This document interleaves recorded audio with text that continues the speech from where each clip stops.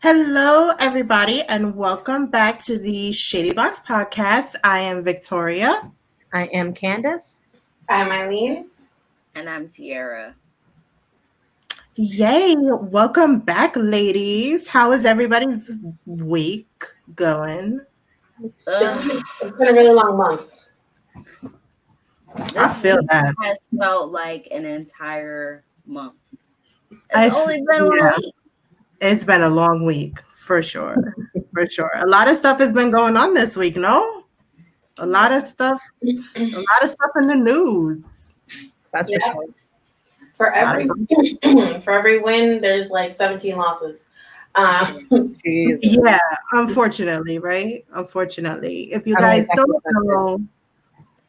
don't know, we are referring to all of the stuff that's been in the news as far as the recent conviction of whatever that guy's name is. That is an absolute monster. It should have never been given a badge in the first place. Finally, a little bit of justice, just a little bit, but unfortunately there have been setbacks. What do you guys think about everything that's been going on?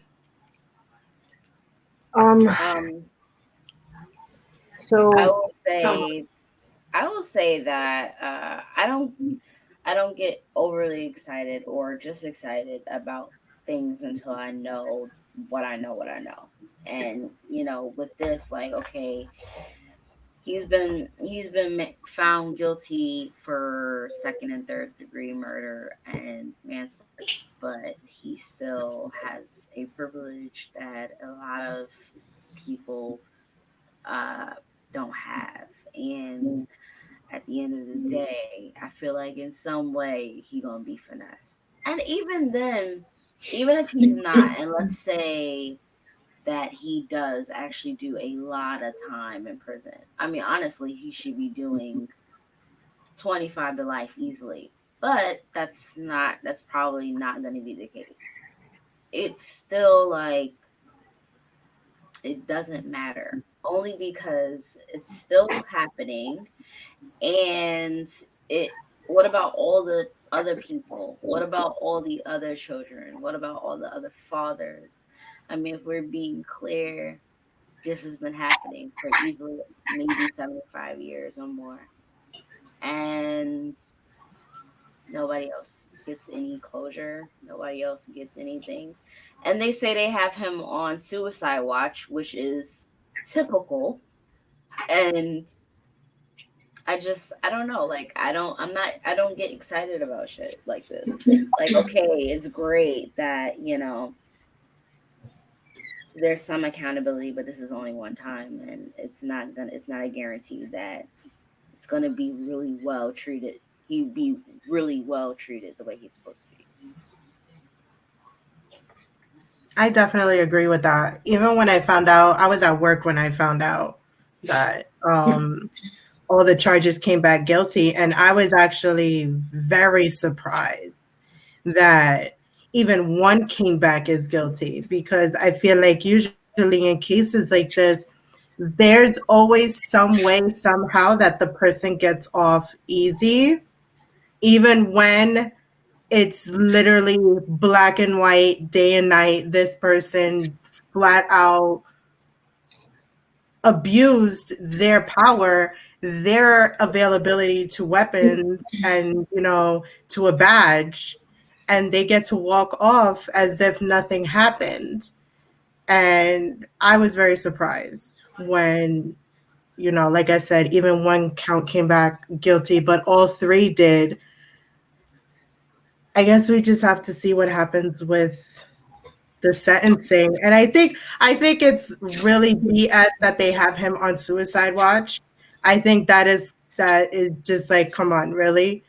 That's a little bit too much. I felt the same way when they put what's his face, Epstein, on suicide watch after he was arrested. I was just like, this is a guy who did like beyond violations towards young girls, and you're caring about his life, but what about all those other girls' life that is now completely traumatized and their lives are changed? Right, you're not caring about them, right? You're going to charge them for therapy sessions, but you're going to keep this guy on suicide watch. That's very interesting. So I hate when I hear stuff like that, like, because it's like, come on, really, now instead of caring for the victims, you're now pampering and babying the offender. And I think that's another thing that's a little bit contradictory about our justice system, how we cater sometimes towards the offender as opposed to making sure that the victims are somewhat well taken care for. Yeah. So, I mean, the whole suicide watch, we can argue both ways. I want to make sure that he actually gets to his sentencing. I want to make sure that he actually lives to actually pay some type of time, sentence, whatever. But this whole week, his family has had to relive everything. And the footage of the testimony that was probably what sealed Chauvin's whole just sealed his fate was the autopsy report that came back, and he said specifically that it had nothing to do with any underlying diseases, had nothing to do with drugs, nothing. It was because of what this man did to George Floyd and asphyxiation, essentially. So for his conviction, normally he would face up to 40 years in prison for second-degree murder, up to 25 years for third-degree murder, and up to 10 years for manslaughter. However, for Minnesota sentencing, the guidelines recommendations are 12.5 years for each murder charge and about 4 years for manslaughter charge. So I know that as of now, they're stating that they're recommending a tougher sentence. Recommending? Right. That's what it says. They're recommending. Okay. That is the key word there. They're recommending for a heavier sentence than the 12.5 years. So, maybe he'll do 13, 14. When no, he should be doing way more years. Like, this family has had to go through hell for almost a year all over again. Every day.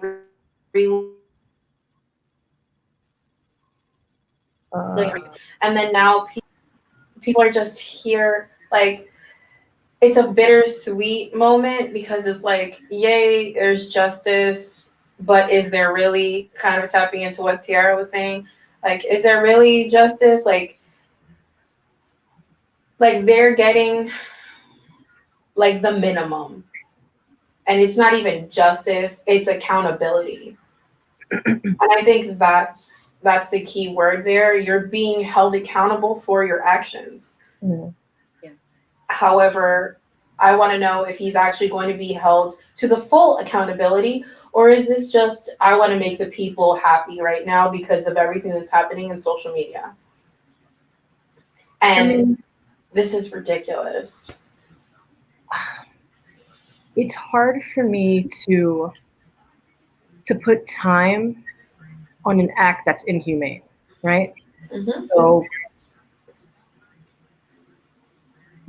so you're in a position of power. You've taken down this person, whether they under the influence or not, you have them down, right? They're at your mercy.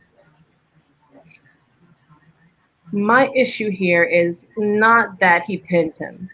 My issue is that Derek Chauvin, however you pronounce his last name,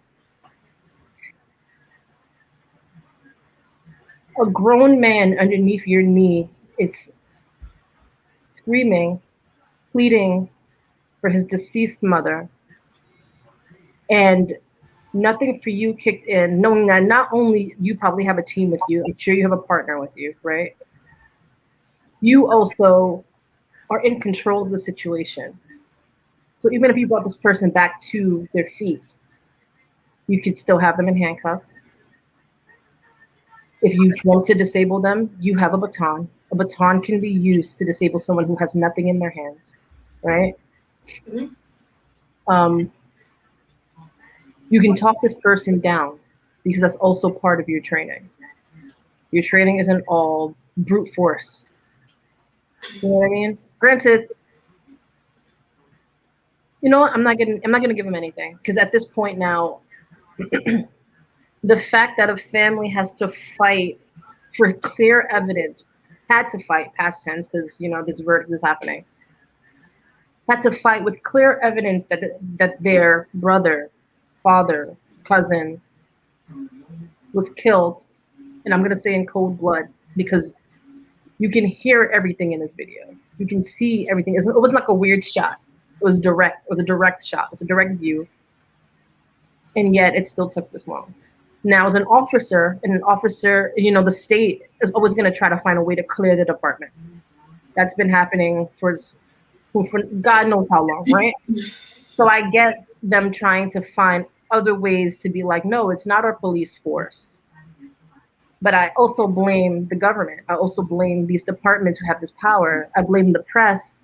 Well, I can't blame the press, but I blame the press because there's tons of there's tons of online blogs and stuff like that. Not that saying that everyone didn't do it, but I just feel like this could have been handled so differently. Like so many other cases that happen in the United States all the time.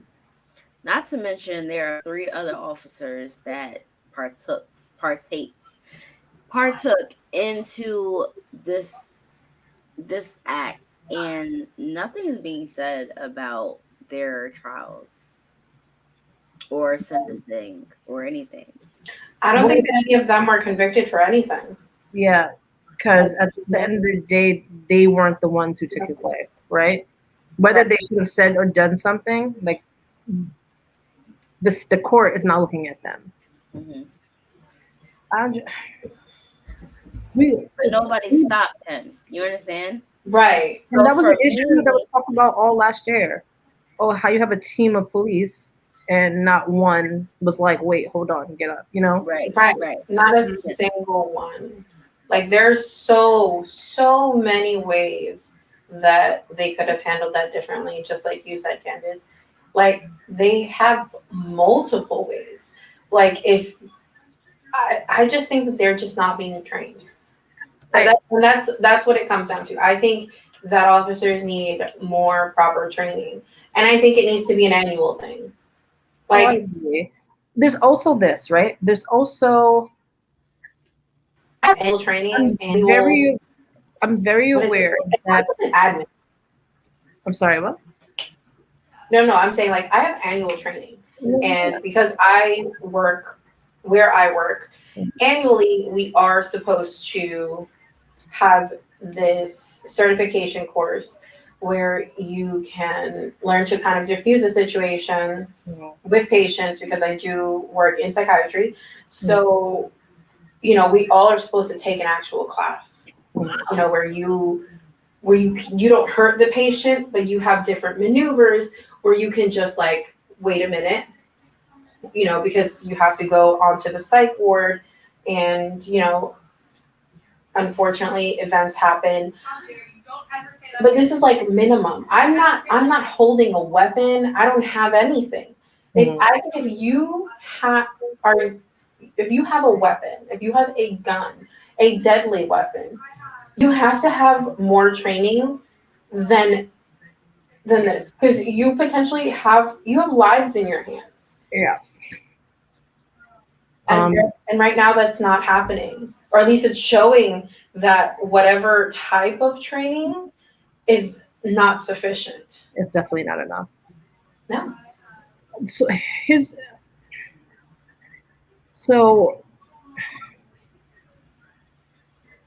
I'm sorry. Like this hurts my heart. So it's almost hard to find the words and to not trip over those words while I'm trying to express myself. But I get that as a police officer, the mentality is it's them or me. right? Because of course, at the end of the day, you have a job that requires you wear a bulletproof vest. So I understand, right? I get it. However, in so many of these cases, the victims are at the mercy of these monsters. And I say monsters mainly because if you have a gun and you're pointing it at me and I'm running away, clearly I'm afraid. You can chase me. Go ahead, chase me, right? Tackle me. Fine. Stop me in my tracks. But why now do you have to take me, and I say me in a general sense, Mm-hmm. why do you have to now waive your sense of power and then prove to me the person who has nothing besides maybe suspicion that my life is in your hands and then you take it? Right. How? And this goes past me. Like this could be my brother. This can be my cousin. This can be potentially one day my child, right? This is a world where the people who are supposed to protect people who look like me, who look like you, are killing us. Who do you trust when you need help? How do you explain yourself when you're in a situation that might not appear the way that it looks? Because you lose your voice in those moments, right?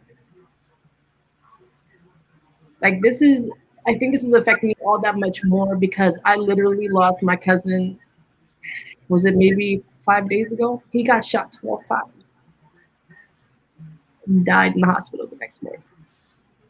And it wasn't from an officer, but it's just that kind of brutality. You know what I mean? Like it's heavy on my heart because every time I go to a protest or a riot to try to make enough noise to change the outcome of the future for even if I'm not around, but for the next generation and the generations to come, I know that that sign that I'm making is not the last one. Yeah. I can't tell you how Yep. many protests I've gone to where I'm just like, until next time. And I always hope to be wrong, but I know that this is not a world where that's the wrong thing to think about. It's really shitty because it's like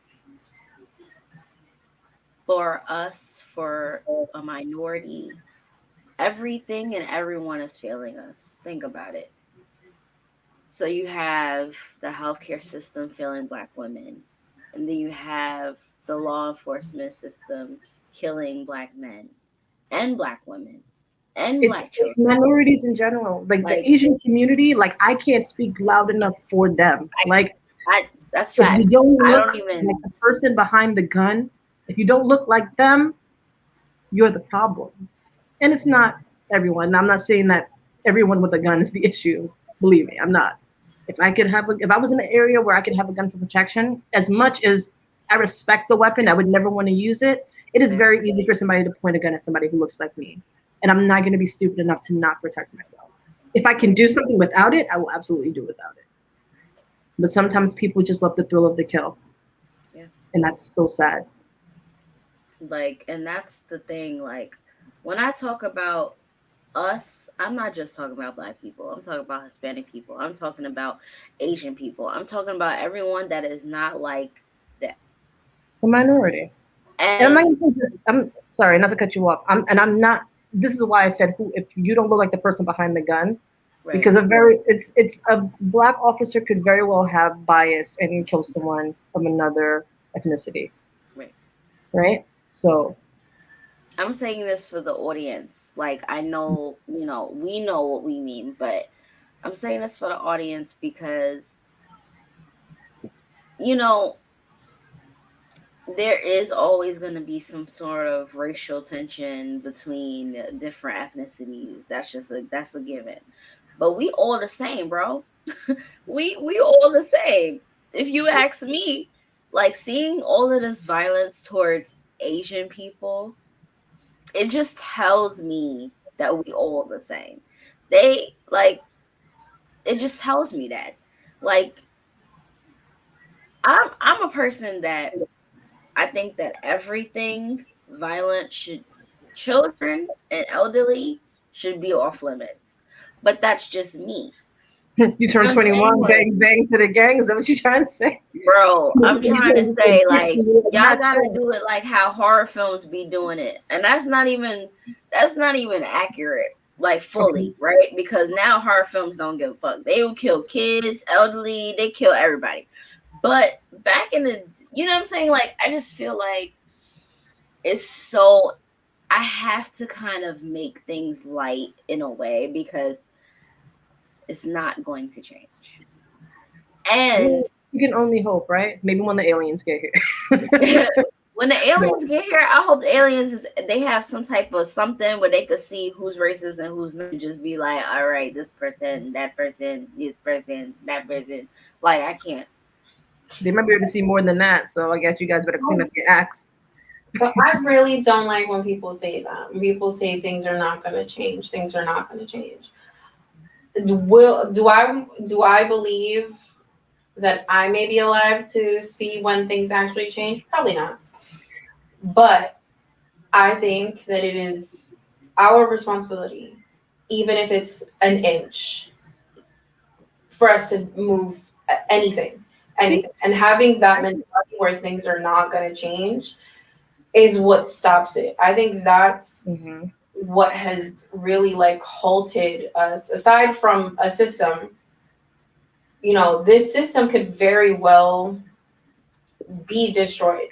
We are called minorities, but we're the majority. Yeah. And I understand that the people who are in power, and I say it with quotations because you got money, sure. You got the law enforcement, cool. But we have the numbers. It's true. And the day that everyone is sick and tired of it, we outnumber them. And I think that now, especially with all the protests, with everything that's happening, yeah, these police officers are getting like trigger happy, and we need to talk about these other names and say them proudly and like, they're people. We have to say them and we have to make them known. We have to make sure that people know that we're not forgetting any of them. But they're giving us one. When I say, that's what I say. Like, they're giving us one. That's why I say it's a bittersweet. It's because we need more. And now I think because they're seeing the numbers, they're seeing the outcome for all the protests. And it wasn't just here. The world was at an uproar. Our entire world was at an uproar. And our government looks disgusting, inept, absolutely just stupid. So right now they're giving us one. They're giving us this man. And you know what? We're going to take this one. And we're going to take the next one. And we're going to take the next one. Because even if we are moving just inch by fucking inch, we're getting fucking closer. I'm not trying to be negative or pessimistic, but I'm a person that, based off of history, I say what I say. And yes, again, this is a good thing that he's been charged, to an extent. He's been found guilty. But listen, that happened, and in the same breath, in the same week, and within the same days, a 16-year-old child who we don't know what the situation was. We don't know if she was being jumped. We don't know if she was defending herself. She is killed, shot 4 times in her chest. I'm sorry. I stand by what I said. It's not changing. It's yes, there are leaps, there are steps being taken, but there's always going to be a finagle and a finesse. I'm sorry. Like, I stand by So what I said. my question is, so do you believe that the things that aren't changing is violence itself, or do you believe that the thing isn't changing is how law enforcement deals with Both. people? Both. Here's Because the when thing, we're right? not killing ourselves, they killing us. When we're Here's not killing each other, they killing us. And at the end of the day, that can be said for anything and anyone, right? it's true. So here, so I'm gonna piggyback off of what Irene is saying. First of all, if anyone who knows me, they know that this type of thing, like, I'm not inactive in. I go to protests. I make sure my voice is heard. I make sure I do whatever I can for not just my community, but for any community that is experiencing injustice. And I'm loud about it, and I'm obnoxious about it, right? So that's the first thing. Two, to say that nothing's changed and nothing will change is crazy, because wasn't slavery a thing? Right? And I'm not talking about just slavery in general, because slavery still exists in many different forms, right? But slavery as in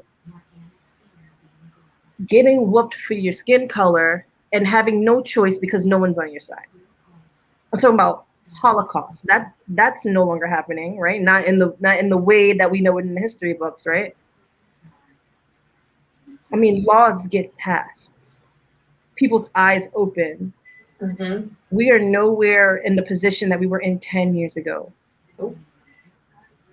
Being gay is not on the same narrative as being what are the people that are a pedophile, which 20, 30 years ago they were considered identical.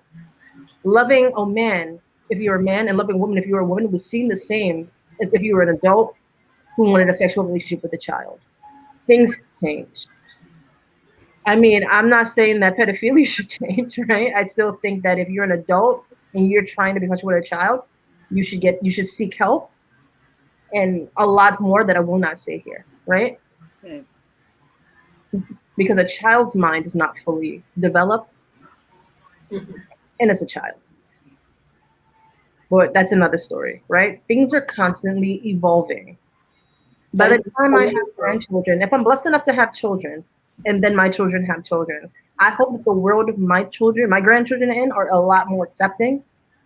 And I hope the lessons that being a mother and a grandmother can offer me also provides knowledge to a new world that I may not be up on anymore, right? Or at least not to the content, not to the style of me in my almost prime. I'm not there yet, guys. Almost. um, but to say nothing changes, I think, and don't, no offense, I'm saying ignorant, but not saying that you're ignorant. I think it's ignorant in the sense where it means that we're not seeing what speaking up can do. I'm saying ignorant in the sense of we're saying that is negligent, because it means that we're not willing to scream in the street when something horrible happens, because we're afraid that if somebody hears it, that it won't echo through, when it's been doing that for now generations, if not a generation. I like to be able to have these conversations. We're gonna always have to have a conversation that's going to be serious. So I don't take, what I'm saying might be ignorant, and I have that. Listen, I'm a human being, and I have moments of being ignorant. But Like I said, I everybody wasn't calling you ignorant. I would never. And we've had conversations where I'm just like, I think that you're stop it, but like, yes, but absolutely. I would never be like, Anytime that sorry, we talk be about ignorant. politics or anything, we don't have our friendship to even really go into that. And Yeah, and I'm not gonna be like, oh, I can't be your friend anymore because this is your stance on something. I would try to get you to see my view, and there's very few things that I'll go out of my way to be passionate about. Politics is one of them, but for reasons like this, because the people we're putting in office are the people who are going to have the pull to change our laws and to change the outcome of how not just our community is treated, but how injustice is treated. I connect certain things that way. Like if I hate to say it this way, but if politics was just about international affairs and had nothing to do with like town hall, and your local mayor, and your governor and your senate. And, like I wanna ask a I would question be like, oh, because whatever. I wanna ask a question because you mentioned how slavery doesn't exist anymore, and that I said the way that we Right. used to see it. because I was gonna ask absolutely still if exists. if I said the words new age slavery, what would be the first things that come to you guys' minds? First thing is media, right? Second thing is working for corporations that have power over you. Third thing is NBA. I mean, like I can get into this. Like I can get into this. Buying products from companies that have no interest in the outcome of your community or things revolving around your community. Like there's so many. When I say I can get into it, I can get into it. Like I think at this point you can kind of make anything something a form of slavery. Like anything, literally anything. Like we're all like slaves to insurance. We're all slaves to healthcare. We're all slaves. Even some people think that marriage is the last legal form of slavery. I mean, Like that's said in movies. And I'm not talking about you, Victoria. I'm just saying, that Girl, like ball and chain. anything at this point can be considered some form of slavery. However, I think that being able to see how far we've come and seeing all those past generations, how they marched in the streets, how a lot of them have battle wounds. And I know that this might like lead to a little tangent, but Grey's Anatomy did their episode for the Black Lives Matter movement, and one of the patients had literally a gas canister because it was thrown so close to her in her shoulder. And after she was operated on and everything, it was her. Then they had an attending there, Dr. Weber, also an African American man. And they were both there almost bragging about their battle wounds, bragging about, hey, this was from this year and this was from that year. And I have these cuts here and this is a rubber bullet. And her saying that she was there for the Martin Luther King, speech. And she remembers hearing it and the aura and everything. And she was just a child. So I think remembering all of that and seeing how far it's come. And yes, Tiara, you made amazing points how this is almost, it feels kind of like nothing because we're losing left and right now. But I guarantee you, let me not say guarantee you because we might not be alive, but you know what? Our ghosts will still be chilling with each other and we'll both be like, see what I told you. It took 120 years, but it happened. You know what I mean? So I die, it's just like, what up, boo? I'm like, you're my welcome spirit. Jesus Christ. I'm just saying, like, we've come so far. Before, like, African American people, minorities, we were not even allowed, like, separate but equal. That whole thing. Like, now we can all be together as one, mixed, everything. That's progress. It is. I mean, there's still some cultures that talk about you behind your back, but I mean, older world. Right. That's gonna be fine because you want to know what? In 100 years, all those generations will be gone. Jesus Christ. No, but this is what I'm saying. Like, it's even instilled in, like, in Hispanics where it's like colorism, where it's like, we're fairer skin. We're the same race, bro. It doesn't matter. Same thing in the Black community. Seeing light skin, dark skin is the most ridiculous concept I've ever heard of. I'm like, why? I'm like, way to keep on holding on to this slavery. Way to put up the brown bag and stuff like that. Listen, I know for a fact that when I say brown skin, light skin, I know I sound ignorant. And I want to apologize for any time that I've offended anybody in my circle or anything. But colorism, we will talk about that in another time because that is a real thing. Oh my And God, you it's know, a whole thing. If we can start doing that, that's it. we've been through like just overall, like bro, it's like Right. You know, and this whole topic, this whole issue, I just think that we need to just make sure that we're getting, you know, all this out. And we keep having this conversation, keep making people uncomfortable, and keep making this a topic, whether they want to hear it or not. It's true. That's it. Just keep Victoria. saying it. Keep Someone- saying it. Someone once told me that, or maybe I thought of it. Maybe I dreamt this. I don't know. Words by The details are kind of fuzzy, right? But injustice doesn't. I'm trying to remember exactly what it was. Injustice doesn't go away; it evolves, right? So let's say that we're all the same color now. Now it's brown eyes versus blue eyes, green eyes versus hazel eyes. It's red hair versus brown hair, blonde versus. People will always want to feel like they're in their own type of group, right? People want to. There's this level of inclusion and this level of difference that we honor, right? That we praise. Like, oh wow, like I really like it's starting to change now where we're like, oh, I really like this thing about you, right? But it's something that people cherish, right? I like that this is different. I like that this part of me is not that part of you. It makes me who I am, right? But there's always somebody who has this mentality where I don't feel good about me, so this is what makes me okay, and I hate that about you, right? Mm-hmm. I don't know what causes that. I don't know what version of nurture that comes from. I don't know how it happens, right? I don't know how hatred was born. I can't tell you the story or the origin.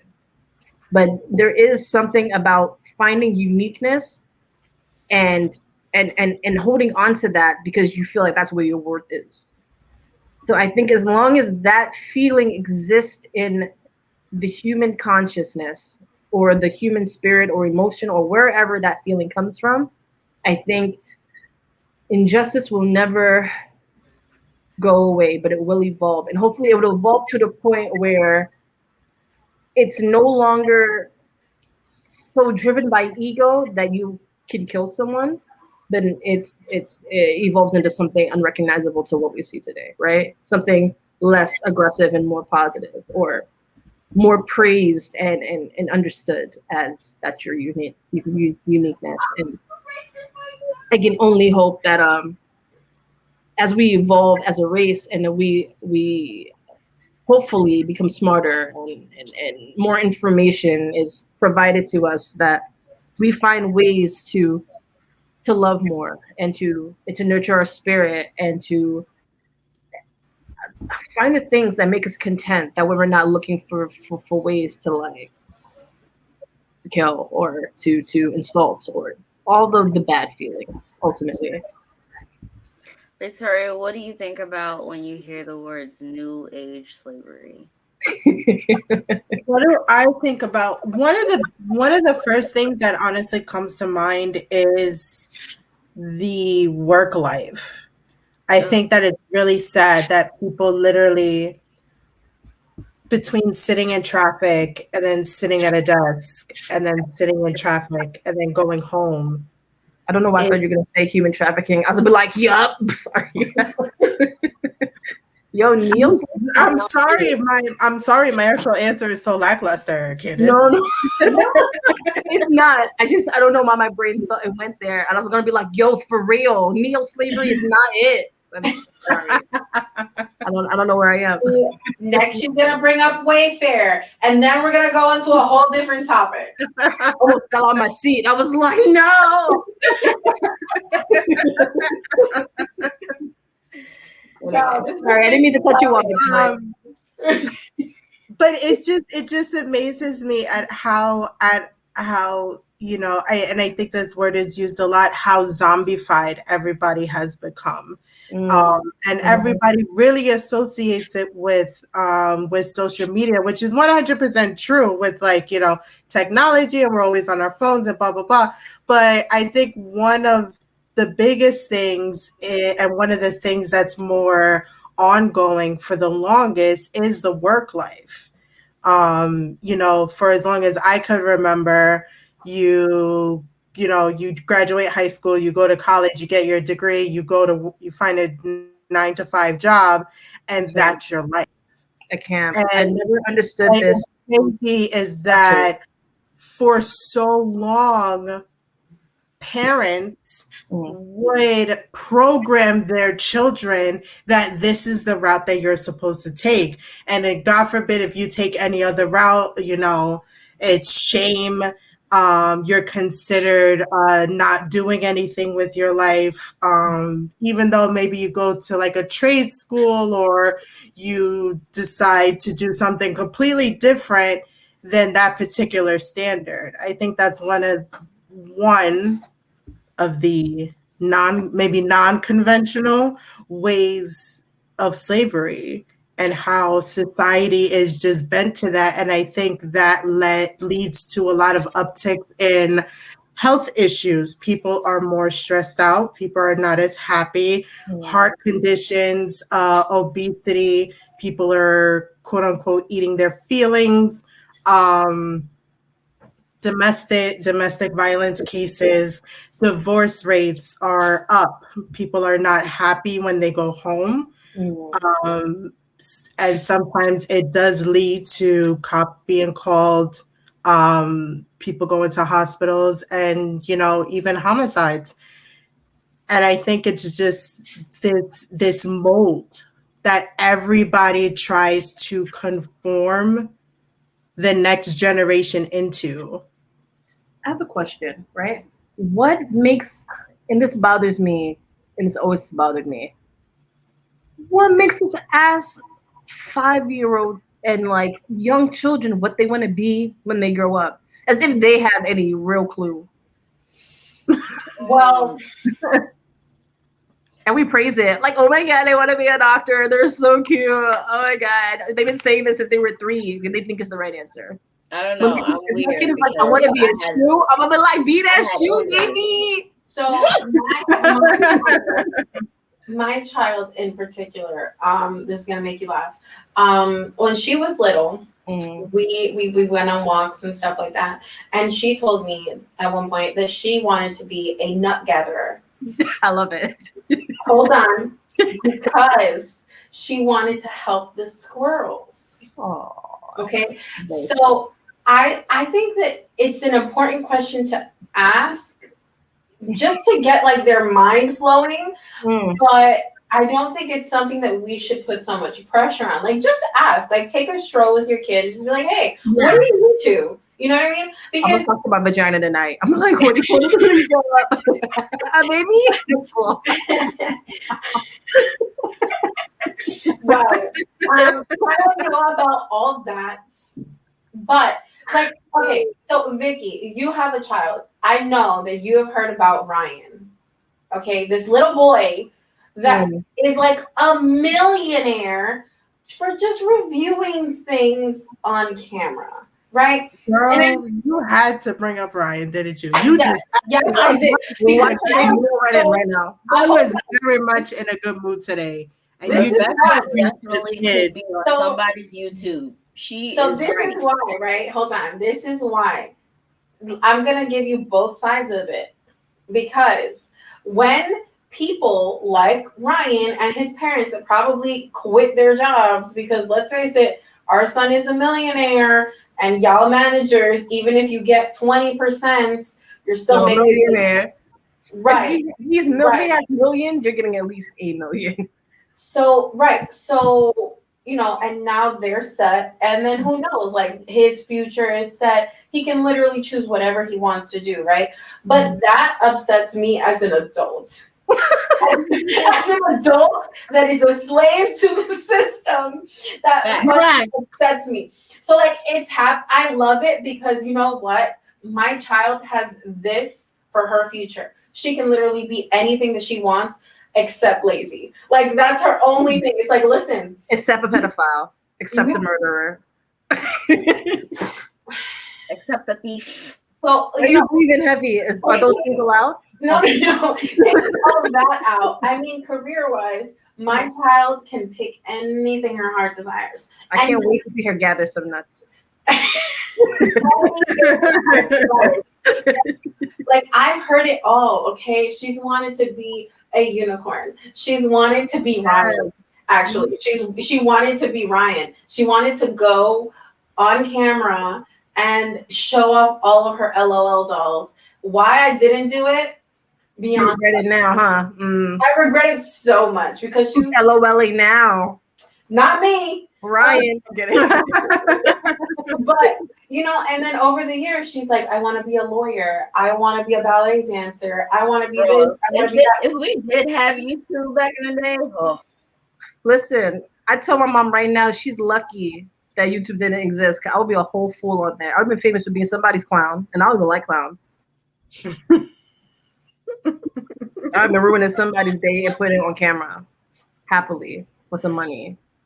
Oh my. Right, but this is what I'm saying. Like, and I know that I'm not the only one. I know that I'm not the only one that gets upset when they find out that a 5-year-old is a millionaire. Moving on.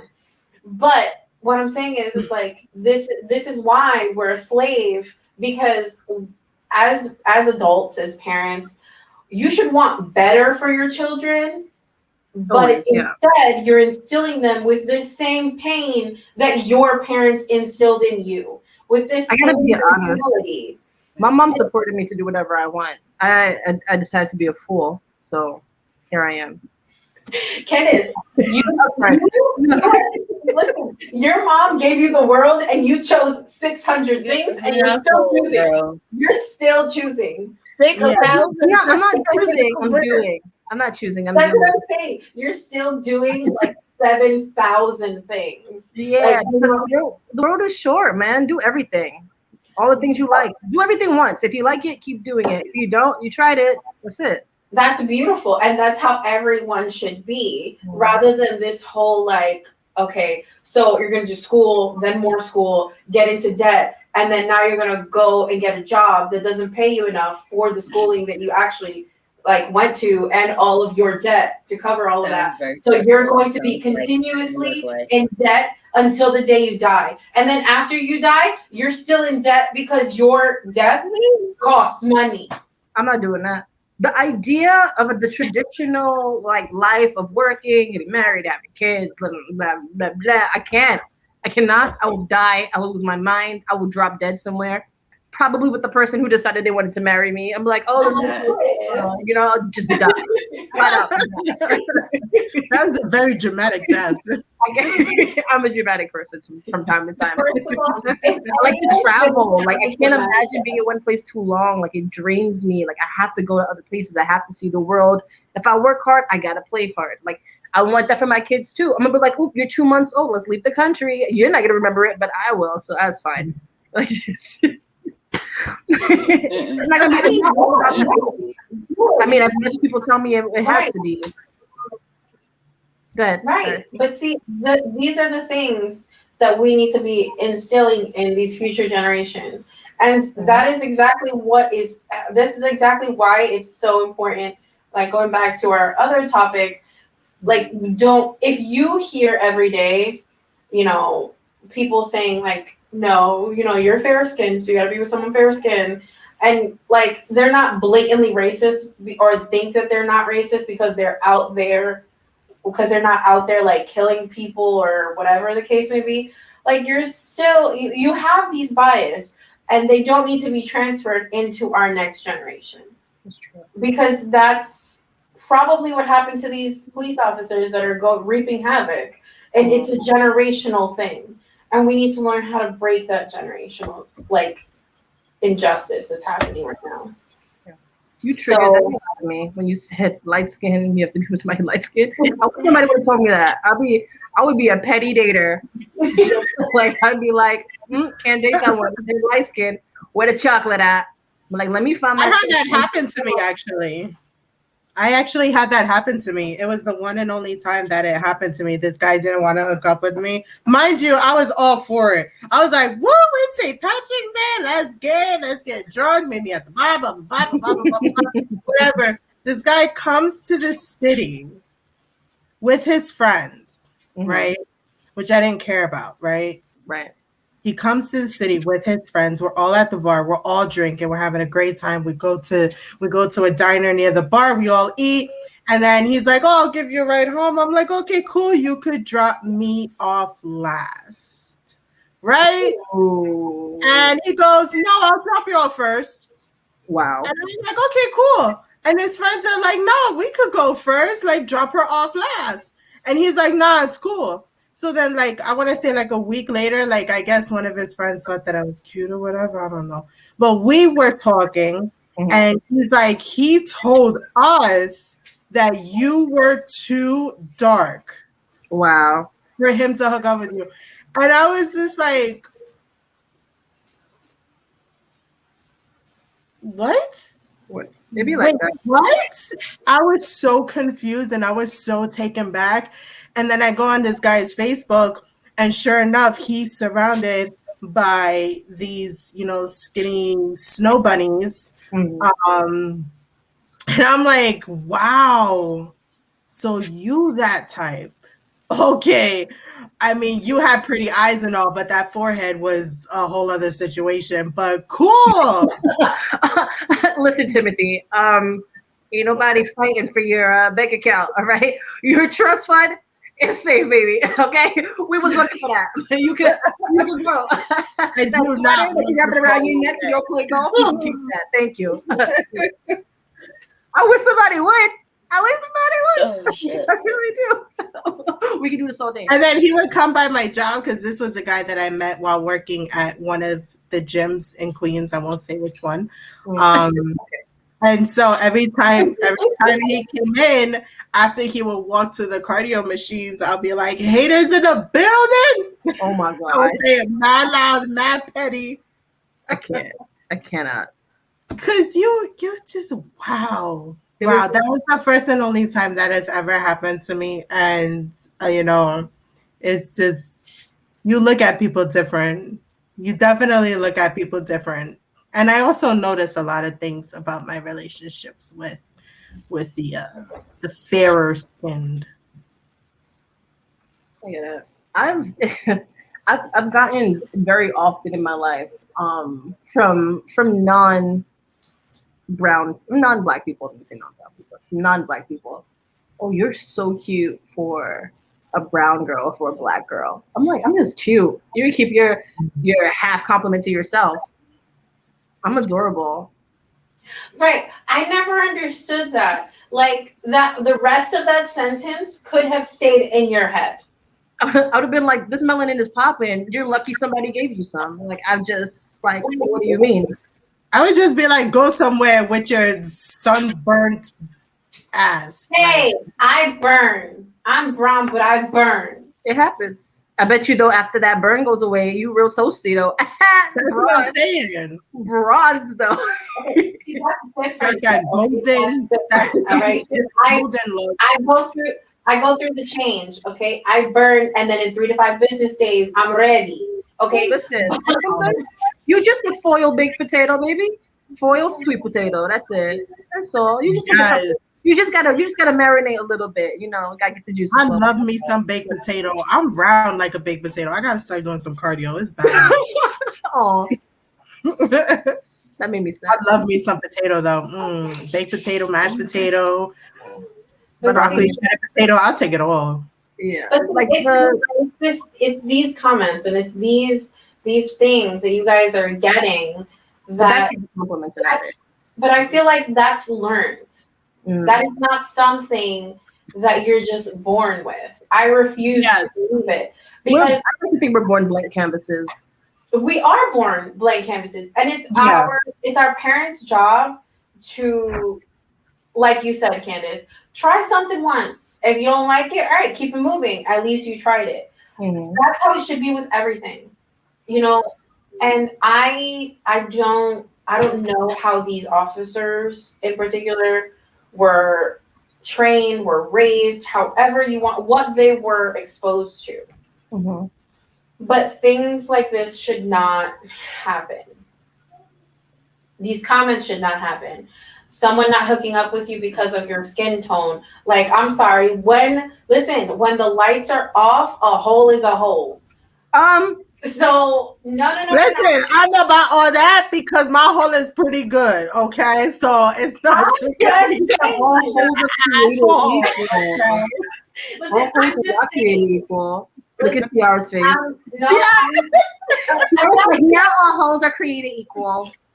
Thank you. listen. I'm just saying. At the end of the day, like, a penis will go into a vagina, and it will either be satisfactory or not. But that is not based off of race. That is based off of chemistry and all of that. So if you have a chemistry with someone, I don't understand where the skin tone comes into this. You were right. From nurture, from either Right. you're Yeah, with, or the there's- family you're from, or something.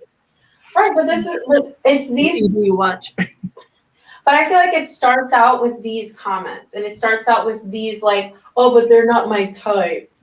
Right. Have I mean, you- people have preferences. You can have a preference. You can have a preference, but I feel like there's a difference between having a preference and just not dating black girls or not dating Spanish girls. The color. Mm-hmm. Right. Like you can have a preference like I prefer I don't know. I prefer a girl that throws it back. Like I don't know what the preference is.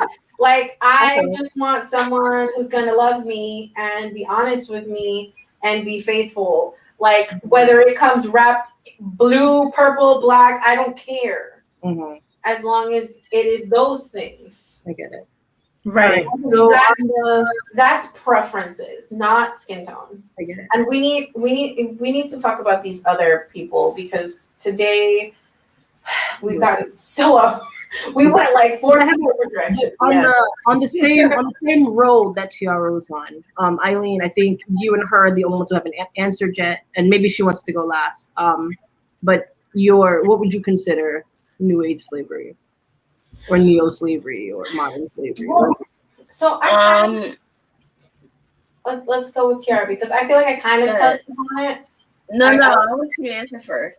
No, like I think anything can be considered some form of slavery. I mean, I'm in healthcare, so for me, I see it like that. I see it in a healthcare way, like we're all just slaves to our healthcare system, where we're clear, like there's just a disproportion in how everything is just being done, and clearly, some people are getting the care that others aren't, and it's almost like classist healthcare, and that's just.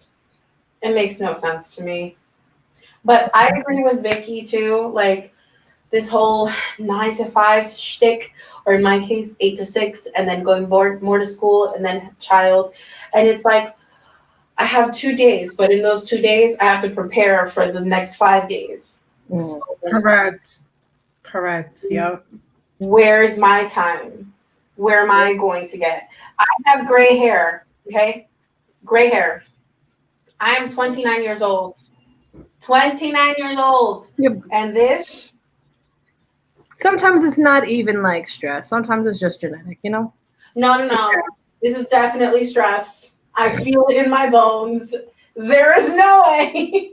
Listen, girl, I found a silver hair on my head like a few months ago. I kept that in. I said, if I'm gonna get my grandmother's salt and pepper hair, if it want to come early, I'll rock the hell out of that.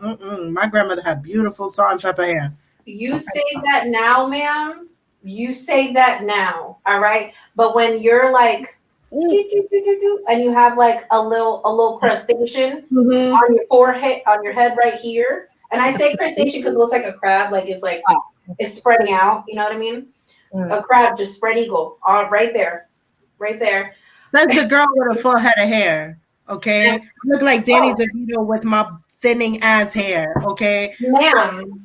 If I have a full head of hair, and if it has to be white, let it be white. I love salt and pepper hair. I really do. I feel like on a man it's more accepted than on a woman. I was called ma'am on multiple occasions recently because I haven't dyed my hair yet, and I've just been like filling it in. But on the one day that I do not, I was called ma'am by almost every single person. I don't get called ma'am. Okay, these boobs do not get called ma'am. I don't think I've ever I been called mean, ma'am. if they were younger than you, they will call you ma'am. Yeah, that's true. No, they were older than me. Ooh. No, when somebody calls me ma'am, I'm like, Oh. that's I don't respect. think I've ever been called ma'am before. Right. I don't See, think I've ever been Eileen, called you don't look like a ma'am. triggered. You don't look like Triggered. Yeah. I have to what? Fucking put glitter in my eyes and eyeliner for you to know, hey, I'm young. Yeah. No, I think people could look at you and tell you young. You look We young. touched- I call people ma'am all the time. Ma'am, miss, madam, ma'am, Yeah. Me too. ma'am. Yeah. I really miss. Miss. We've touched. See, I don't mind miss because I am a miss. Okay, I have not been married. There are no rings on I these. call Okay. people Mr. all day. Every week I'm calling somebody Miss or Mr. And you know, When people get that's just rowdy, what it yeah. is. Like, When people get real spicy, I'm like, ma'am, miss, sir, they, them, whatever your pronouns are, you, ma'am, sir, You. Person, become a human, Homo sapien. Homo sapien. Non-binary they. Like, what are you doing? What are you doing? Right. So this button, we're gonna unpress it, and we're gonna go back to Okay. because I could go on for days about that. okay. Yeah, I'm joking. But I Before we end, I want us to first do rest in pieces to EMX, Black Rob, Shock G, but also to Dante Wright and Makia Bryant, who was 16 years old and was killed this week. Can we also do a rest in peace to, I think it was Toledo, right? The Latin boy who was also shot and killed by the police. Yeah. Adam Toledo. Yeah. Sorry, he said Adam Toledo. Adam Toledo. Okay. Yep. 13-year-old boy shot completely unarmed. Eileen felt that one. Right. Yeah. No, I felt that hard. Like, you're literally unarmed. Police officers should not be shooting someone that is unarmed. Police officers should not be shooting someone and then saying, oopsie, I thought it was my taser. You should have the proper training for that. Yeah, Very different. I want to laugh because it hurts. Like, you know, like when you're so uncomfortable, like the only expression that comes out is the opposite of what you're feeling. Yeah. That's like you say that, and like I just want to burst into laughter out of all the discomfort that I'm experiencing. And I'm just like, this is rest in peace. Yeah. It's not okay. None of it is okay. There should not be a long list of kids because now it's even coming to kids. So age doesn't matter. Yep. Nothing. As if they're a minority, if they're Black, Hispanic, Asian, like it just doesn't matter. It doesn't matter anymore. These past few weeks have been like some of the most disgusting weeks that I've ever seen and endured in my life, whether it means professionally, it means personally. I mean, when there weren't any police shootings, there were mass shootings. There were 3 mass shootings in a matter of a week. In a matter of maybe 3 days. You can't go to the grocery store. You can't go to a park. You can't do anything now. You can't do without anything. being like, damn, I wonder if, someone's just gonna roll up. like, it's so painful. it's so painful that I don't speak really on any of it, because I'm just like, what do you say? Especially what do you say to a parent who thought that they were going to talk to their child at night at dinner, and then their child is dead? And I think we mentioned this before. Like, there's titles for so many people who experience loss, but parents don't get that, because once your child leaves, you don't stop being a parent. And I don't wish that on anyone. And I can't even fathom that kind of heartbreak. You know what I mean? Like, I can't fathom bringing a child into this world, carrying them for 9 months, bring them into this world, loving them, like literally saying that this is my legacy, and then that being taken away from you. And I'm not a parent, but I can imagine how that would feel, you know? I read so many comments, and I've even overheard conversations, and the conversation has even been said at my own job that these people, not only not only like African Americans, Black people, Hispanics, like terrified to bring children into this world right now. I'm one of those people. Like, just absolutely terrified. I am too. I'm terrified. I forgot. I think, if I'm not mistaken, I remember. I don't know if you guys heard that, and I wish I would have brought up the article prior, but I think it was a woman, and this man was literally like confiscating her car. I don't know what it is when they just like jump in her car. Well, it was not confiscating. It's not the right word. So I think he like robbed the gas station and then jumped in her car, but because she was also in the front seat, the officers just began shooting. Oh yeah. And it was a child, like a 3-year-old. Yeah, I've heard of this. Yeah. But she was a Black woman. If she was not a Black woman and she was a white woman sitting there, do you think that they would have shot? No, absolutely not. They would have given her warning. Can you imagine? They would have calmly escorted her out that car. I just got chills.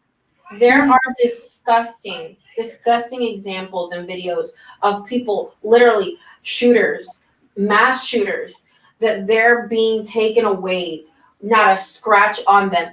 Police officers giving them water, giving them medical attention right away. And that's not okay. There's a video of this Caucasian man with like a crowbar. I think it's a crowbar, if I remember correctly. And 2 officers, right? And he's swinging the crowbar at them and cursing at them. And they are not shooting. They're trying to disarm him. Mm-hmm. And I'm like, okay, right? So 2 things go through my mind. Is this a case of just good police officers, or am I seeing bias? Right? And I think that's a question that like comes up a lot. So when I see videos of, they're like, oh, if it was a Black person, I bet you they would have shot him and they would have put him down. I'm like, yeah, but we can't say that every police officer has that capacity to just be racist and biased. And right. So, and in many communities, it's very easy to be like, oh, if it was this way around, would have happened. I'm like, but how sure are you? I'm like, yes, we do see it a lot. And now that cameras are everywhere, we're seeing it so much more, right? Who's to say that this was probably happening loads worse before? I'm sure that every day there's probably like plus cases, right? But in the case of this, like, I really had to take a step back and not be not be sucked into the minority power, Black power, Arab power, Latin power, the people who are just like, oh, they want to be us, they're trying to take us out. Some things are mistakes, and it's unfortunate, and it sucks, right? If you're the person who made an honest mistake, And unfortunately, you just happen to be a white officer who made a horrible mistake. And in your mind, you weren't biased. You weren't racist. You didn't mean what happened. It was a lapse in judgment. You were so caught up in whatever situation was happening. Because I'm sure if you have to detain someone, wild stuff is happening. And there's people who can't handle anxiety. There's cops who I'm sure can't handle being screamed at. They panic. They freak out. Because there's, especially in New York, we have a mini military in New York. Yeah. Everybody who becomes an officer doesn't want to be an officer. They want a well-paying job with benefits. And it sucks that some people do that, right? But there are cases that are mistakes. But that's a responsibility. Oh, of course. That is a responsibility. That is why you need extensive training. That is why you need to have a psychological test.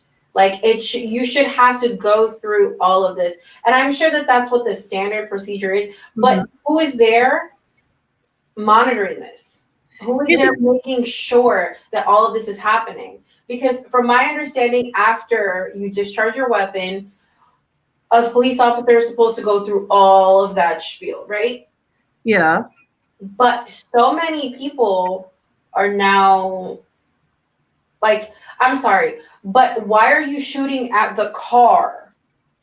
Shoot at those wheels. Why are you not shooting at the wheels? If you have a gun, if you're a police officer, are you not supposed to also kind of be trained, I don't want to say marksman, but kind of like a marksman? Like, you should know, like, accuracy, aim. Why are you not constantly being trained, constantly aiming? First of all, there should be getting annual eye exams, because if you got to shoot, you need to know what you're shooting at. Of course. Here's the thing too. I mean, like the situation that I was getting at aren't people who are seasoned, right? I'm not talking about the seasoned officers. Not saying that they aren't capable of mistakes too, but they've been around the block, right? They know, they've seen a lot. I'm talking about the first time cases, especially. I'm talking about the people who just graduated from the academy. The first time, like the people who are in their first year of being an officer and are patrolling these streets and haven't experienced a specific scenario until now. This is it, right? Now this is what you've been training for. This is what all of those tests were for. That's what all of those examinations were for. But you've never been in a position where there's somebody you didn't know that this could be triggering. You didn't realize that you had PTSD from when you were 17 years old and something happened in your, you know what I mean? There's people. No, I understand. Not making excuses for anyone. I am absolutely not. No. If you are capable of taking someone's life and their life shouldn't be taken, you should be apprehended. Something should happen. Right, absolutely. But what I'm saying is, if you see that these mistakes keep happening to new officers, then come up with a solution for it. I agree with you. Don't just be like, oh, well, it's within the margins. No, like the margin needs to be even slimmer, sir. Like it needs change. It needs something else needs to be done. Maybe, a month, 2 months, 3 months before they finish the academy, have them go out with 2 seasoned officers, have them go out with 2 seasoned officers, like once a week, train them, have them see live actual, The thing about having them go out with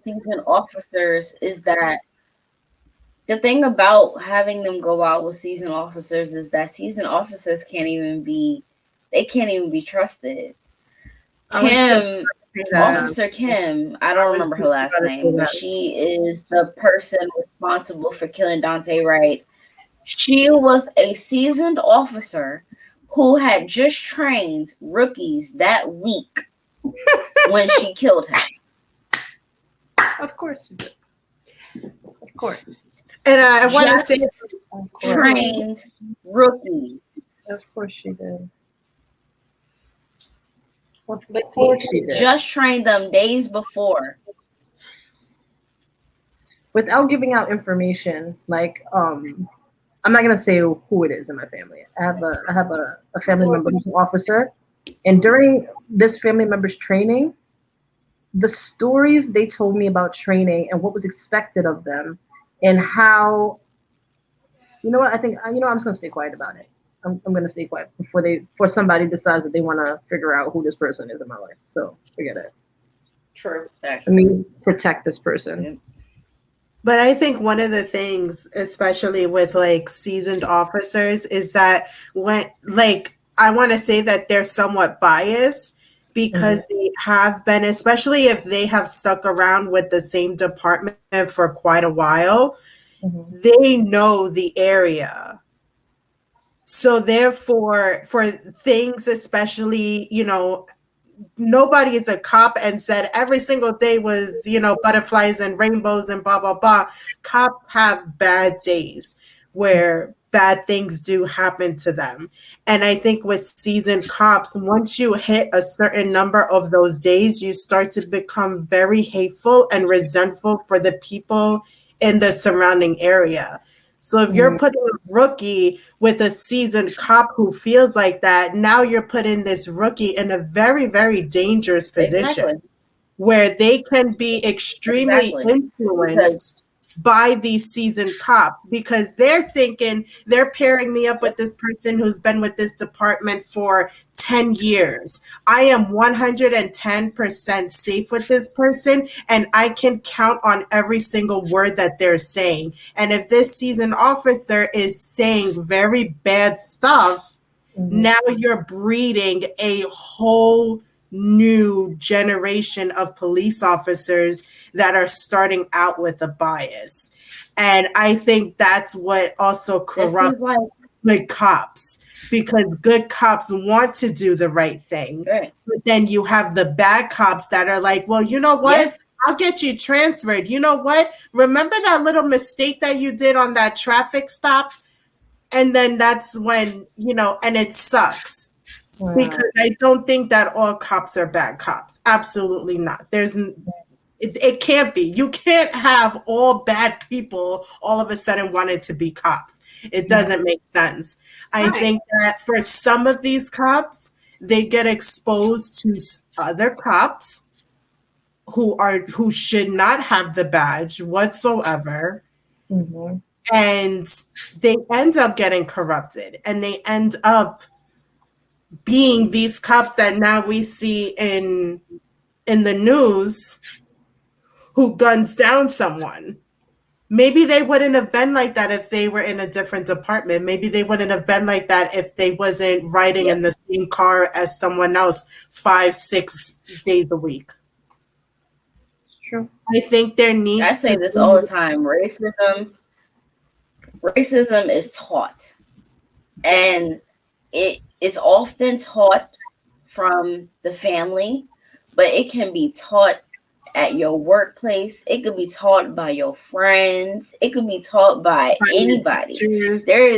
Listen, I just saw Training Day for the first time this year at 29 years old. But a prime example of a movie that shows how you can be influenced as a police officer by a seasoned cop is the movie Crash. I don't know if you remember that movie.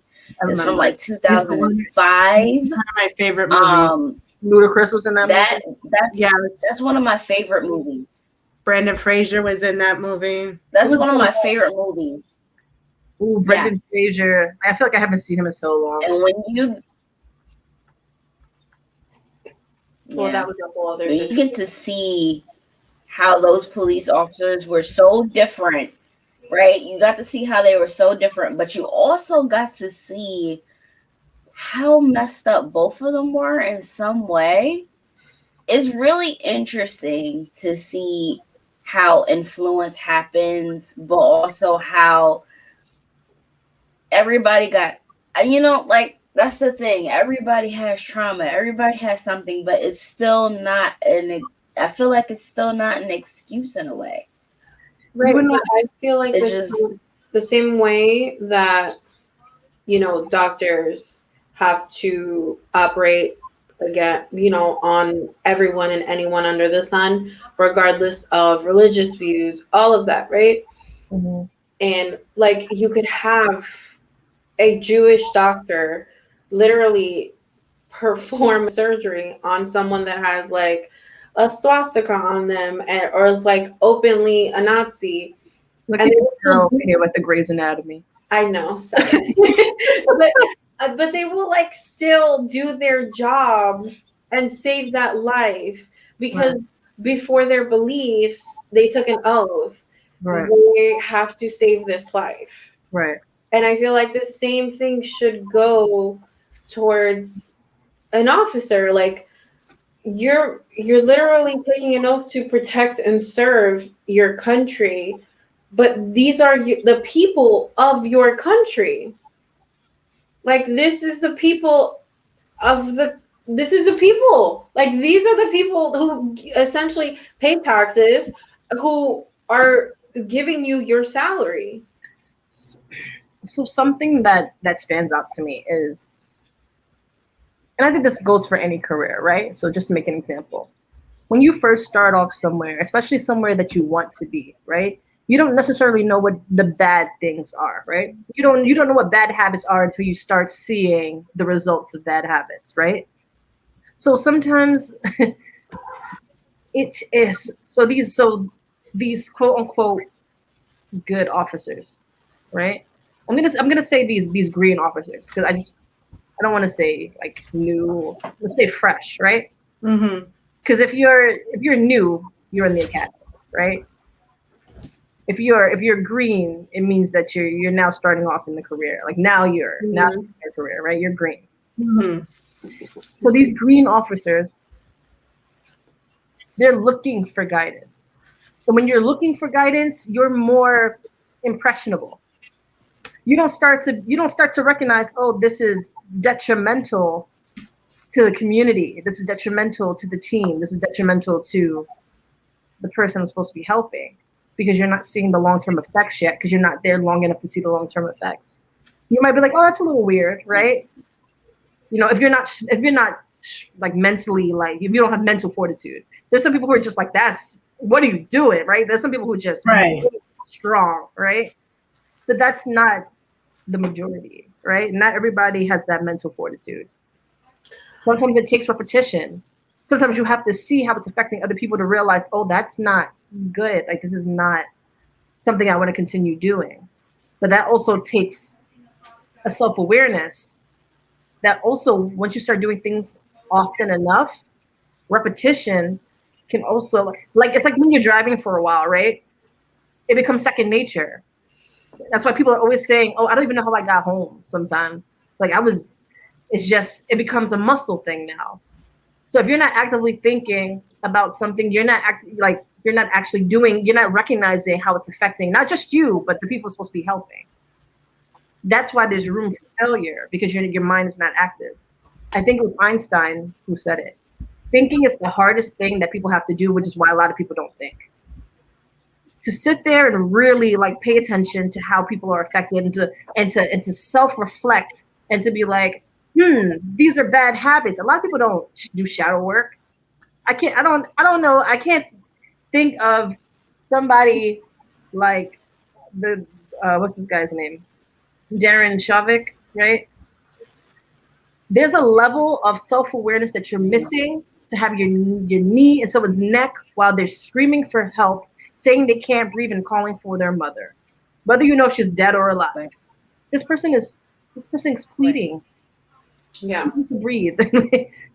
There's a lack of self-awareness there to be like, no, I'm just gonna stay here on your whole spine. Oops, bruh. Like this is a form of thinking. Hey, if I'm literally on the part of this person that requires them receiving air to their brain, maybe I'm suffocating them. Maybe this is a bad habit. Maybe I should stop doing this. I'm not listening. Like these are small tells of you're doing something wrong. Like this is self-awareness. But I feel like maybe not for all, but some have to have prior instances Maybe it didn't lead to death. Maybe it didn't get on social media. But you have prior instances where things like this happen. Mm-hmm. And I think this is where like the chain of command comes from. And you have to see like, has my officer been exposed to too much over the years, this and that or whatever. Mm-hmm. And this whole system just needs to fucking change. And if these people aren't willing to change, then I suggest, you know, we have a hefty fucking budget for them. Let's give them a nice little severance package and on your way to retirement, sir, because if you're not serving the people, then who the fuck are you serving? Myself. Yeah. Like that's all I'm saying. Like, who are you serving at this point? What do you think, Tiara, Vicky? Where you guys from all of this?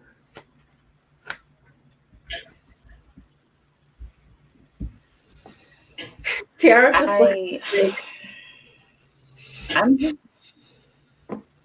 just I'm so just fed up with having these conversations. Overall, you know, I mean, like you, Candace, I have family members who are in the law enforcement field.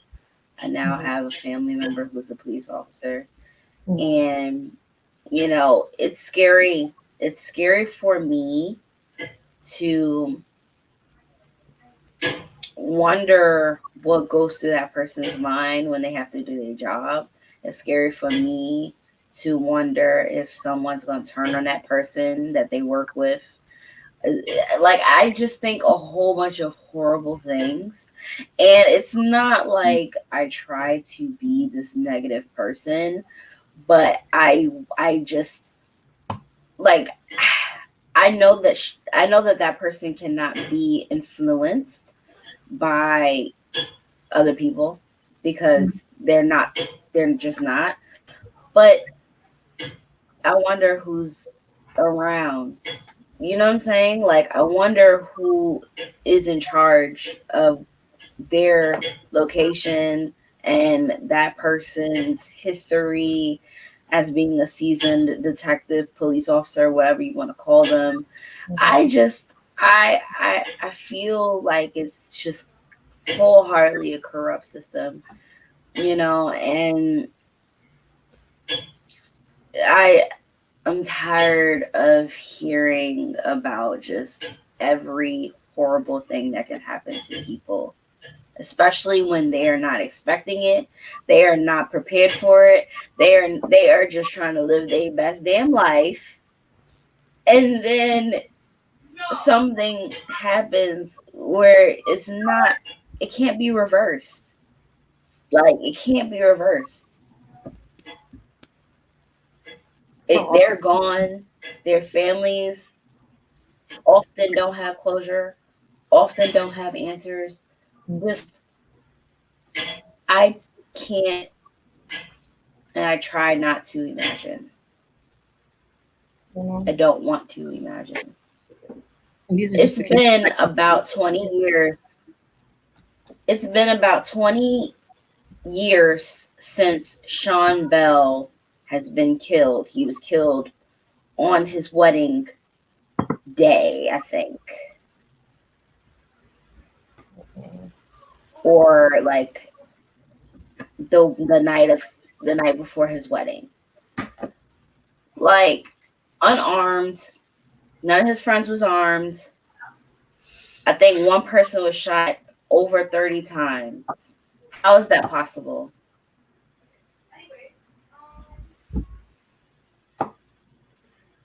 I watch a lot of podcasts. I want to give a shout out to another podcast, the Guys Next Door podcast, because they actually had Sean Bell's widow on their show. And they didn't speak about the incident.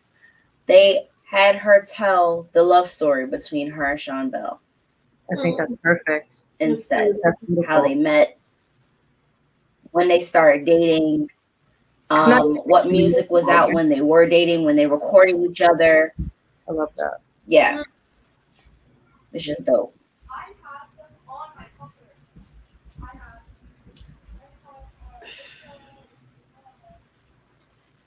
These are tough conversations, and they're getting tougher and tougher, and it just seems repetitive. But Tiara, don't lose hope. It's real easy to like to fall behind the veil of all this because nobody wants to deal with this. Who wants to deal with this pain all the time? You know what I mean? You know what I was thinking about? And you guys might not remember this. I barely remember it. But I've looked into it because my mom used to tell me this story.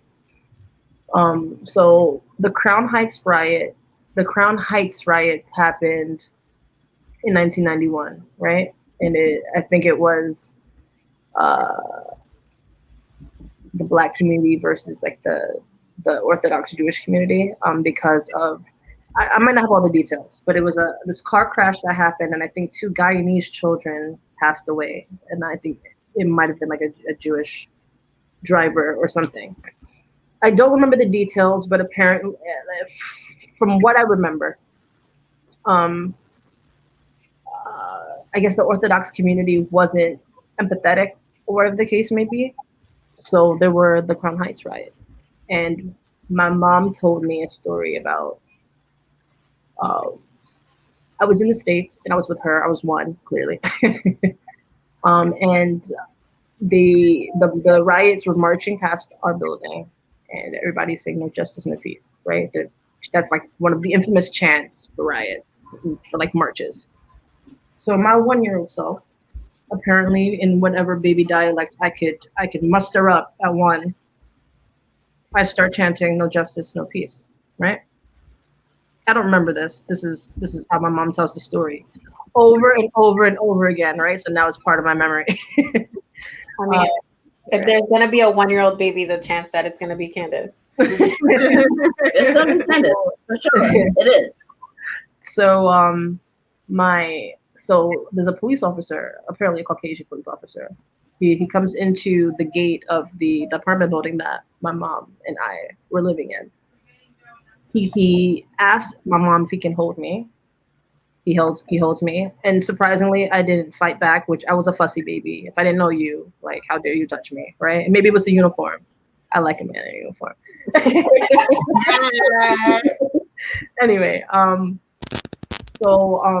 he asked my mom if we could like all march, right? So I guess he's holding me for whatever reason. This white officer wants to hold his little brown baby, but you know, cute, I guess, right? So we're marching, and I guess again I continue marching, no justice, no peace, and I start crying. A 1-year-old, I don't know what's going on. I'm probably absorbing all the energy around me because I'm pretty sure I had no idea what was happening. Right? I just start crying, and my mom said for like months that anytime the police officer, I guess, was patrolling the area, he would like come and like look for me and like come into the building. To me, that's an example of a police officer doing something for the community. Like this is somebody who was just like, this brown family living here, and showing his not just the support for that community by being a part of the march, but actively deciding to try to communicate with the people in the neighborhood. Like we need more of that, you know. And I know it was like a long, drawn out story, yes. But it was something that like we need more replications of that. I was like, absolutely. Yeah. And there needs to be more of that. And if more of that happens, then actual change can happen. But there's enough of the bad. Yeah. And right now it's superseding the good. We're trying, I think right now at least, just to survive. Mm-hmm. Because I feel like at this point, if you're like an officer, it's like them or me. And that's not really the case. Like we should all be on the same side. The fact that there's something called Blue Lives Matter bothers me. Because of course, right? Of course, right? Humanity lives should matter. Of course. You know, the all lives matter things. I get it. Not the point, right? The point is this marginalized community's lives matter. And once you start recognizing that this group's life matters, then we don't need these hashtags. Right. We don't need any of this stuff, right? The Right. whole idea is equal. Yeah, Because all life will then matter. right. It should. It should. You're right. That should be self-explanatory. I don't need your hashtag to go against mine. Right. Thank you. Right. Thank you. Right. So that's literally, that makes no sense, because if you're saying all lives matter, then that means Black lives matter. Yeah. Asian lives matter. Yeah. Hispanic lives matter. Hispanic lives matter. All colors of the rainbow matter. I'm about to rant really quickly, and Do I had this. I literally made the same point. Hopefully, people don't hate me for this, right? But I feel like it makes sense. I also said this on my other podcast about a year ago, when I was riding like a mad person and all the marches and losing my freaking mind, right? So you started seeing all these hashtags popping up all over social media. I started seeing it out, and it would always be Asians for Black Lives Matter, Latinx for Black Lives Matter, Arabs for Black Lives Matter. Thank you, but why are you isolating one race for another race? To me, that takes away from the overall topic, right? Which is the same thing as saying all lives matter. We get that. We understand that. And you being present for Black Lives Matter tells me that whatever your ethnicity or your race is here for Black Lives Matter. I couldn't imagine going to an Arab protest or a Latin protest and dare putting what my ethnicity is before that race. Because why do I need to do that? Right. I'm so, thank you. Like, don't get me wrong. Like, it's not lost on me that you want to represent me, represent my people. It's not lost on me. Thank you for being here. I get it. I appreciate it. But by you, this is my personal feelings. By you deciding to isolate one race for another, still puts me under the umbrella of I am different. And the only thing I want is to be seen at an equal table with the rest of the world. So as much as I am grateful that there's Asians for Black Lives Matter and Latinx for Black Lives Matter and whoever else for Black Lives Matter, I just need you to understand that Black lives also matter. And I don't think that has to be represented with who you are for us. Because if I showed up saying, Candace is here for Tina who got sexually abused, doesn't that feel weird? Yeah. Because you don't need to know Candace, right? Because right now, this particular topic has nothing to do with, well, it does. It definitely does, because if it affects humanity, it affects humanity, right? But this case doesn't affect that case right now. Right now, I just need you to be there for this. You being here, you're already part of the umbrella. You're already a part of the big picture, baby, just by being here. I don't understand it. And I don't know why it bothers me so much, but I think it bothers me so much because we have an issue with all lives matter, and yet you're saying that your life is here for Black lives. Does it not come off that way? Am I bugging, or am I taking this? I might be digging too deep. I very well could be, and if I am, I'm not going to deny it. But it just, to me, it feels so bizarre. Not bizarre enough to be like, oh, I hate it, because I don't hate it. I just don't understand it when Black Lives Matter is a universal concept saying, hey, for everybody to be okay, we need to treat everyone in a humane sense, right? I think, and again, I could be wrong too. I agree with you. I agree. If like you being present shows that you're there. I think, to play devil's advocate, let's try to get into that mindset. And I think they were trying to at least say, I'm with you. But it kind of, like you said, it didn't make sense. But I also kind of felt like maybe they were calling out their own people. Like, hey, we're here and you're just like me. So you also need to join this cause. Does anyone you're Latin, right? So, or Hispanic, I don't know how you see yourself. Latina. Right. So you're part of the Latinx community, right? No, Latina. You don't consider yourself part of Latinx?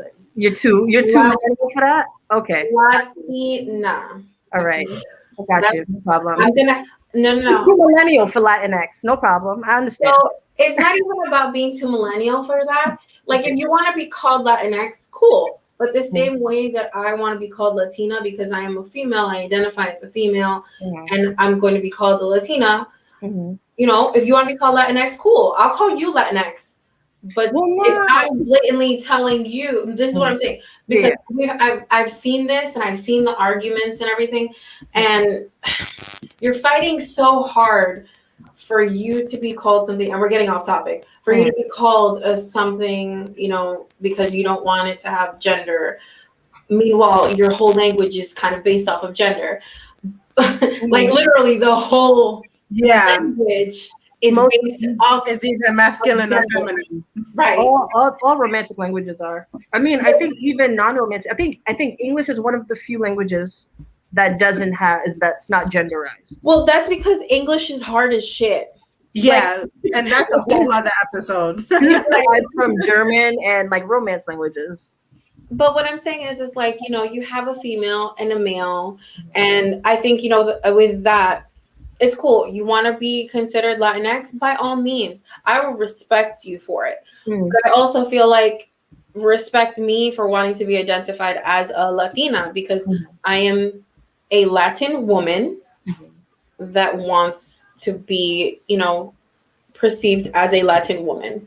I get you. I don't need the X. Gotcha. So I will respect that you're Latina. It's easier for me to remember anyway. I just didn't want to offend. Girl, you do not offend me. I forgot where I was going with my conversation. So I was saying maybe they were calling out their own people. Okay, yeah. So I was gonna ask, does anyone know, like, was there more to come with that hashtag? Because if there was, I didn't do enough research on it. So no, I'm just speculating here. Like, if anything, maybe they didn't, and I'm giving them their reason now. You know, but because the person that I do the podcast with on the other podcast, he's half Black, half Latin, right? So he was trying to make a case for me to understand as well. So in my mind, I was like, are you fighting more because you're on both ends of the spectrum and you're trying to understand more? Or do you truly not feel like he gave a bunch of points? And I guess at the time I was just so passionate. I was like, I don't see it. I don't get it. What you mean? What you talking about? You got proof? I was doing too much. I'm fully aware that I was doing too much. But I mean, I wasn't being disrespectful to like the concepts that he was trying to like to describe to me. But for me, it still felt like everything that he was saying didn't justify it. You know what I mean? I don't think they meant it maliciously. Oh no, I don't think that's that. But I think it was, again, like, your pride got in the way of a movement. Because that's what it is. It's pride. And I want to say, you know, especially with the Latina, Latinos, Latinx communities, oh man. I'm just saying, like, we are all divided, like all of us, all the time. So I feel like I hate that it came to that, but I think they were just like, oh, people. There's like two sides to it, because it's like bigger picture. Look at all of these people. Look at all of these different people coming together to support Black Lives Matter. That was their view. And then I feel like you had people who were just like, but if you're for the movement, then just be for the movement. Just BLM. Make it just that. Because now you're focusing on other countries or other ethnicities or other races for Black Lives Matter, when the only when the only part of the conversation should have been Black Lives Matter. That's it. I think I was just confused, and I think in being confused, I was just like, what's the point? What's the meaning? You know? And no one gave me an answer. I mean, I didn't deep dive into it. You know what I mean? So that's why I was just like, is there like a motto that I'm missing? Believe me, I want to be more accepting of it. I do. Like, there's not a part of me, there's not an ounce of my being that's just like, I needed to stop right away. But I think that it takes away from something because it doesn't have any substance, at least in my mind. So someone can like fill me in, like fill in the blanks, because otherwise I feel like you're not that you could truly take away like what this is, right? Mhm. But it's a distraction. Right. The fact that like in the middle of the march, I was just like, what is this? And then I got home and then I'm seeing it everywhere, and I'm different. It's different things, and I'm like, I don't. Thank you. Like, it's always thank you. Like, there's not an ounce of me that's not grateful that people even want to show up. You're here, right? But that's all you need to be. All you need to be is here. Like, that's it. Yeah, I think people lose that, like, because they're just like, hey, we're here too. Like, everyone wants their little, 5 minutes of fame. Where it's like, hey, look, Latinx for BLM, or Asian for BLM, or this. Look at all the communities rising together, or this and that. See, I understand that. Like, if there was a march that was representative of like, hey, let's show the world how many communities are not accepting of this, I would understand a march that was dedicated to that, and then they had all these signs. Because then I'm like, oh, this is a great press opportunity, right? This shows the world that everyone stands in solidarity. Like, this, to me, that's something to capture, to share.